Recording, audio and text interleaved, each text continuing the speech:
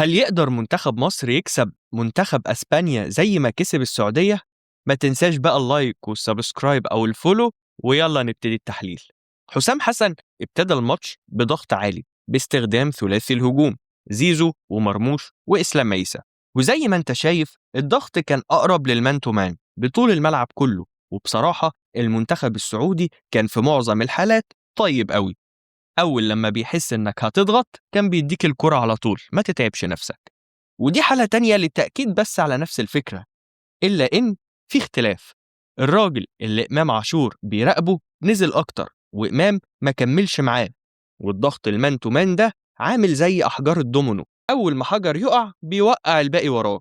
شوف المساحة اللي بقت مع لعيب بارتكاز السعودية، وإمام ما انتبهش للمشكلة إلا بعد وقت، وبالتالي كانت قراراته متأخرة. هاني طلع يضغط على الباك الشمال، ولكن التمرير للعمق كان متاح نتيجة تأخر إمام. وكالعادة ياسر إبراهيم طلع ورا المهاجم من غير ما ياخد الكورة ولا يضايقه حتى، عشان يبقى حمدي فتحي في موقف 1 على 1 وهو أصلا مش قلب دفاع. بس الحمد لله إن اللي راحت له الكورة ده مش لامين يامال. هنا منتخب مصر واقف كله في نص الملعب، ولا مننا بنضغط ولا مننا راجعين لورا، وده اللي أتاح وقت ومساحة أكتر لحامل الكورة. في نفس الوقت خط الدفاع متقدم، وحمدي وياسر في موقف 2 على 2، وده اللي خلى الدفاع مكشوف والمساحة اللي في ظهره مستباحة بكورة طولية. بس الحمد لله إن ده مش فيران توريس ولا أويارزابال ولا حتى أليكس باينا لعيبة منتخب أسبانيا. هنا مش عارف للمرة الكام، وكل ده في أول 5 دقايق بس. هاني بيتسحب وظهره يتكشف، بس الحمد لله إن اللي بيباصي الكورة لا هو كوكوريا ولا جريمالدو، وبالتالي الكورة لعبوها بره لوحدهم. وزي ما انت شايف هنا منتخب مصر ركز أكتر على الدفاع وغلق العمق. بس لما دافعنا مان تو مان، شايف مين اللي طالع يضغط جنب إمام؟ ده مروان عطية، وده اللي كان بيكشف دايما المساحة قدام خط دفاع المنتخب. ونتيجة غلق العمق وإهمال الأطراف، ظهر فتوح كمان اتضرب زي ظهر هاني بالظبط. بس الحمد لله مش بدري اللي لعب الكرة دي. رغم التقدم بهدفين، إلا إن كالعادة حامل الكرة معاه وقت يلعب الطويلة في ظهر الدفاع في موقف 2 على 2، والدفاع متقدم. ووضع جسم ياسر إبراهيم كمان غلط، لأنه مستحيل يقدر يلف ويسبق. بس برضه الحمد لله إن اللي بيلعب الطويلة مش هويسن. مشاكل ياسر إبراهيم مكملة معانا في أسلوب ضغط المنتخب ده، والمشاكل دي على فكرة موجودة مع الأهلي برضه، وياما اتكلمت عنها في الفيديوهات. ياسر بيطلع ورا المهاجم، لا منه عطل الهجمة ولا منه بياخد الكورة، وبالتالي خط الدفاع بيتكشف ويتحول الموقف ل3 لعيبة بس في خط دفاع المنتخب. والمهاجم اللي المفروض ياسر بيطلع وراه بيلعب الكورة عادي جدا. أمال طلعت ليه يا ياسر؟ وهنا التمريرة بين حمدي وفتوح تودي مهاجم السعودية انفراد، وممكن يحافظوا على الهجمة كمان ويلعبوها على الطرف. بس الحمد لله إن اللي بيلعب التمريرة لا هو بدري ولا رودري، وحطها قدام حمدي فتحي مش وراه، وبالتالي مسكها شوبير.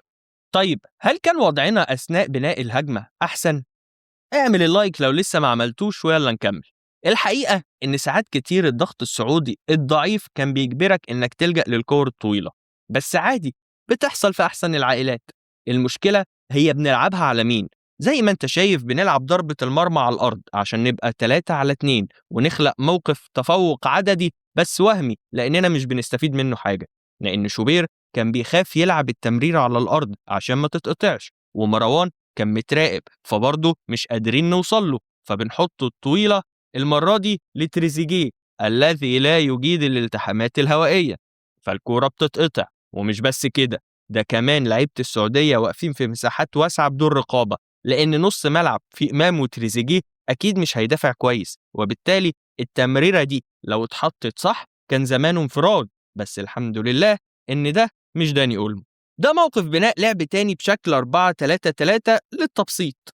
هاني بينزل ويبقى في مساحة على الطرف لزيزو، والكورة بتوصل لمروان عطية، وزيزو بيجري. بس المرة دي السعوديين هم اللي حمدوا ربنا إن ده مش رودري. نرجع تاني لمحاولة خروج بالكرة على الأرض مع شوبير. مع إن 2 لعيبة بس من السعودية بيضغطوا على 3 من منتخب مصر، برضو بنخاف نلعب على الأرض، وحتى هاني متراقب ومش عارفين نوصله. فبنلعب الطويل بعد ما لعيبة نص الملعب نزلت تساعد في بناء الهجمة. طيب ما نلعب طويل من الأول، وكان الطويل بيتلعب لمين؟ لزيزو اللي برضه ملوش في ألعاب الهوا، فملهاش لازمة يا جماعة، ما كده كده بتضيع. مشكلة كمان ظهرت هي عدم التنظيم في الكور الثابتة. ده فاول على حدود منطقة الجزاء واتلعب عرضية، بس شوف مين اللي كان هيوصل للعرضية لو كانت مظبوطة؟ لعيب السعودية، مش هاني ولا ياسر اللي قريبين منه. وشوف كمان محدش واقف على الكرة التانية اللي ممكن ترد وتيجي فيك جون، وواضح من ردة فعل حسام حسن إن مش ده اللي كان المفروض يحصل، خصوصا مع الكرة التانية. طب إيه؟ هو كله كان وحش؟ أمال إحنا كسبناهم 4 إزاي؟ ما انا هقول لك ازاي. مش سألتني السؤال؟ اجاوب بقى سيادتك. اجاوب سيادتك. الإجابة يا صديقي المرتدات أو التحولات الهجومية. وتعال نشوف بداية هدف مصر الأول بكرة طويلة كالعادة من شوبير لزيزو اللي طبعا مش هياخدها، وراح اللعب المنظم في ذمة الله، ولكن الضغط العكسي ومحاولة استرداد الكرة في أسرع وقت ممكن من مرموش وزيزو خلت مدافع السعودية يغلط ويسلمها لزيزو اللي خلصها بمهارة وسرعة علشان يتحول الموقف ل3-2 لو استبعدنا مرموش يعني من الهجمة عشان متسلل وكده. وإمكانيات هجوم المنتخب مصر تتمثل في السرعة والمهارة، وبالتالي إحنا منتخب بيحب المساحات، فزيزو بيلعب بسرعة الإسلام عيسى اللي بيستلم ويخلصها بمهارة في ظهوره الدولي الأول مع حسام حسن. الهدف الثاني برضه السعودية طلعت الكرة اوت وهم بيهاجمونا، ففتوح لعب الاوت بسرعة وابتدينا نتحول، وطبعا ضغط ضعيف من السعودية وإمام واقف فاضي ولعيب السعودية واقف يتفرج عليه. استلام بدوران ومهارة من إمام وطولية في المساحة واجري يا زيزو، وكان جاي مع زيزو إسلام عيسى على حدود ال 18 كمان، وهاني جاي من تحت. ولو نلاحظ اللعب كله بسرعة، لمسة أو لمستين بالكتير، وفعلا زيزو يلعبها لهاني اللي بعرضية من لمسة واحدة من الحركة بالمقاس على دماغ تريزيجيه اللي بقى فاضي بسبب تحرك مرموش وسحبه للمدافع، وطبعا هنا تريزيجيه ما يضيعش. الهدف الثالث نفس الكلام، مرتدة للمنتخب المصري، بس شوف لما وصلت لتريزيجيه كان ممكن يسند على مرموش ونطلع أسرع، بس تريزيجيه بطأ الخروج وحطينا تحت الضغط العكسي المنتخب السعودية، وده اللي ما عجبش حسام حسن لأنه عارف إننا بتوع مساحات وتحولات. بس برضه المنتخب السعودي طيب بزيادة وسابوا إمام براحته علشان مروان يلعبها له، وإمام يصلح ما أفسده تريزيجيه. إمام معاه مساحة ووقت مع إنه متحوط ب4 لعيبة سعوديين بس كانوا منظر بس، وبيلعب في المساحة ورا خط الدفاع المتقدم.